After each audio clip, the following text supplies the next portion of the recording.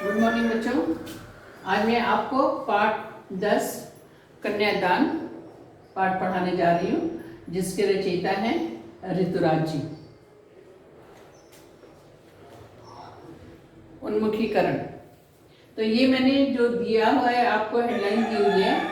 ये रचयिता लिखने के बाद आपकी बुक में, टेक्स्ट बुक में उन्मुखीकरण दिया हुआ है। पहले आप उन्मुखीकरण लिखेंगे, उसके बाद उद्देश्य लिखेंगे। हेडिंग नहीं लिखना है, इसके बारे में आपकी पुस्तक में ये दिया हुआ है। उन्मुखीकरण, उद्देश्य, विधा विशेष, उसके बाद कवि परिचय नीचे दिया हुआ है। कवि परिचय के बाद विषय प्रवेश, विषय प्रवेश के बाद आप लिखेंगे सारांश। सारांश के बाद, सारांश इस ब्लैक बोर्ड में पूरा नहीं आता, आपके स्टडी मटेरियल में बहुत बड़ा दिया हुआ है। मैंने इतना ही लिखा है, आप उसमें से देख करके पूरा लिखेंगे। अधूरा काम नहीं करना है। जैसे मैंने हेडिंग डाली, उसी हेडिंग के अनुसार आप इसके बारे में लिखते हुए सारांश तक लिखेंगे, सारांश पूरा लिखेंगे। देखिए, मैं एक बार पढ़ के बता रही हूँ, आप लोग ध्यान से देखिए। उन्मुखीकरण। किसी समय कोई राजा रहे होंगे, राजा और रानी। तो एक बार राजा लोग क्या करते थे, अच्छे पुण्य कर्म के लिए यज्ञ वगैरह करवाते थे, या उनके प्रजा की अच्छी तरह से देखभाल करते थे। जो भी पुण्य कार्य होता था, मुनि वगैरह जो बताते थे वो करते थे। तो ऐसे ही राजा रानी ने एक बार राजा से कहा कि हमने बहुत सारे दान किए हैं, बहुत से पुण्य भी किए हैं, यानी पुण्य काम भी किए हैं, लेकिन एक पुण्य कार्य बाकी है। राजा ने आश्चर्य से पूछा, हमने कौन सा पुण्य कार्य नहीं किया है? रानी ने बताया, कन्यादान। महाराज, हाँ हाँ महारानी, हम यह दान भी शीघ्र ही करेंगे। मैं आज से ही हमारी कन्या के लिए योग्य वर की तलाश शुरू करूंगा। वर मिलते ही हम धूमधाम से उसके हाथ पीले करेंगे। कन्यादान, कन्यादान भी एक विवाह, एक प्रकार का विवाह होता है, जिसमें बच्ची जो है, लड़की जो है, छोटी उम्र में ही उसकी शादी कर दी जाती है।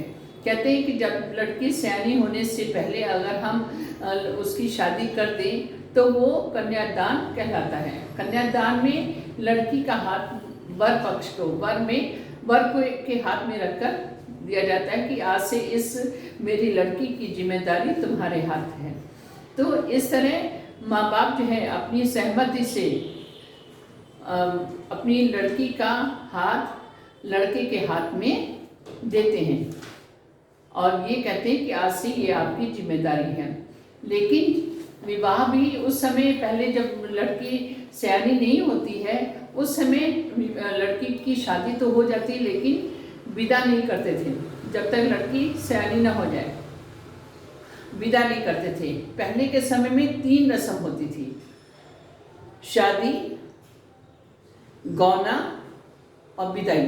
3 रस्म होती थी, लेकिन वो परंपरा अब समाप्त हो गई है। आजकल विवाह जो है आधुनिक तरीके से होने लगे। लड़की बालिग हो जाती है, जब बड़ी हो जाती है तब माँ बाप अपनी इच्छा, बेटी की इच्छा के अनुसार उसका विवाह करते हैं। हर लड़की आज के युग में अपनी इच्छा अनुसार अपने माता पिता की अनुमति लेकर विवाह करती है। तो पहले ऐसा नहीं था। पहले माँ बाप अपनी लड़की के लिए वर ढूंढते थे और तब उसका विवाह करते थे। तो इस कविता में रमणीय सौंदर्य है, कविता में भाव एवं कल्पना प्रेरक स्थितियों का विश्लेषण है। छात्र में गीत, कविता आदि की रचना शैली का विकास करना, स्त्री साधिकारता की भावना का विकास करना, स्त्री साधिकारता की भावना का विकास करना, रूढ़िवादी परंपराओं से हटकर स्त्री को स्व अस्तित्व सिद्ध करने के लिए प्रेरित करना इस कविता का मुख्य उद्देश्य है। विधा, इस कविता में नारी की मानसिक दशा का चित्रण किया गया है, साथ ही जीवन के साधारण दृश्यों को अंकित करने का प्रयास किया गया है। कवि परिचय। ऋतुराज का जन्म सन 1940 में भरतपुर में हुआ। राजस्थान विश्वविद्यालय जयपुर से उन्होंने अंग्रेजी में MA किया। 40 वर्षों तक अंग्रेजी साहित्य अध्यापन के बाद अब सेवानिवृत्त हो लेकर वे जयपुर में रहते हैं। उनके अब तक 8 कविता संग्रह प्रकाशित हो चुके हैं, जिनमें एक मरण धर्मा और अन्य कुल की रानी, सूरत हीरक और लीला मुखारबिंद प्रमुख हैं। उन्हें सोमदत्त, परिमल सम्मान, मीरा पुरस्कार, पहल सम्मान तथा बिहारी पुरस्कार मिल चुके हैं।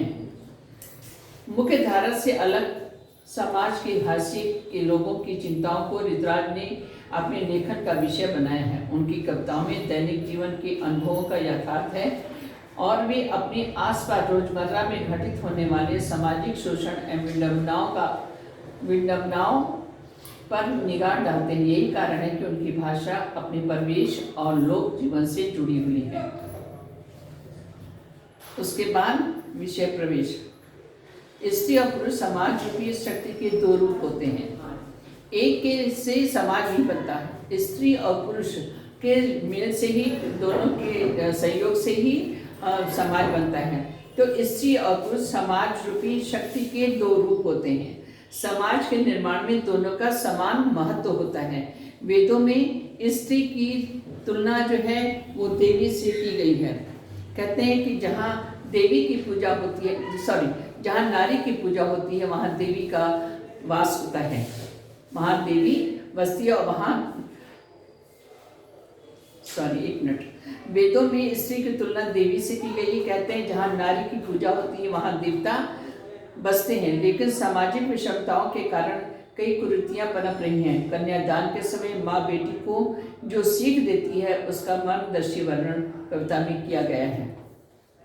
जब लड़की विदा होती है तब माँ उसको सीख देती है कि बेटी अब वो घर ही तुम्हारा अपना घर है, वर पक्ष के जो लोग हैं वो तुम्हारे अपने हैं, वर के माता पिता तुम्हारे माता पिता हैं और उनकी बहनें तुम्हारी बहनें हैं। जैसे तुम यहाँ पर हम सबका ख्याल रखती थी, वैसे ही तुम्हें उन सबका ख्याल, उनकी इज्जत मान सम्मान को बनाना है। तो इस तरह की बातें माँ अपनी बेटी को विदाई के समय सीख के रूप में बताती है। देखिए अब इसमें देखिए भावार्थ देखिए।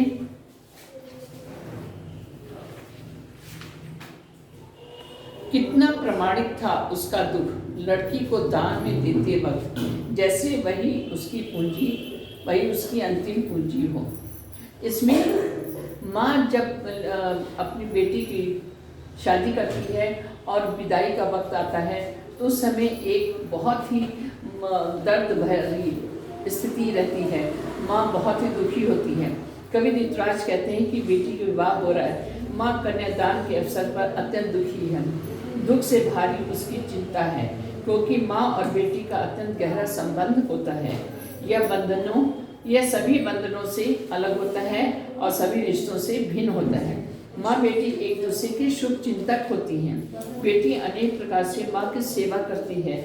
माँ भी अपना दुख बेटी से ही बांटती है। इसलिए माँ द्वारा अपनी बेटी को अंतिम पूंजी समझना स्वाभाविक ही होता है। और फिर विदाई के समय माँ बहुत ही हृदय से बहुत ही दुखी होती है और विदाई अपनी बेटी की विदाई करती है।